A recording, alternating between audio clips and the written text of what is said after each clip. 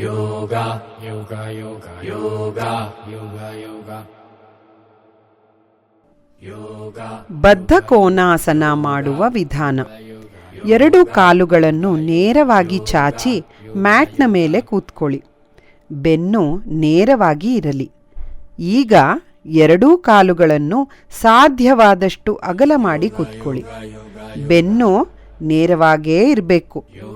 ಈಗ ಎರಡೂ ಮೊಣಕಾಲುಗಳ ಕೆಳಗೆ ಕೈಯನ್ನು ಹಾಕಿ ಎರಡೂ ಮೊಣಕಾಲು ಮಡಚುತ್ತಾ ಎಡಗಾಲು ಮತ್ತು ಬಲಗಾಲಿನ ಪಾದಗಳನ್ನು ನಿಮ್ಮ ದೇಹಕ್ಕೆ ಸಾಧ್ಯವಾದಷ್ಟು ಹತ್ತಿರ ಸೇರಿಸಿ.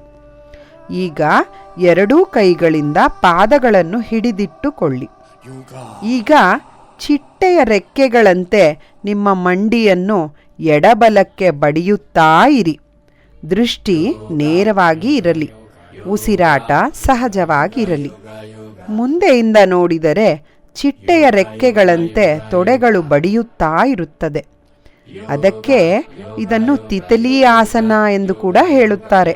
ಈ ಆಸನವನ್ನು 4 ರಿಂದ 5 ಉಸಿರಾಟದವರೆಗೂ ಮಾಡಿ.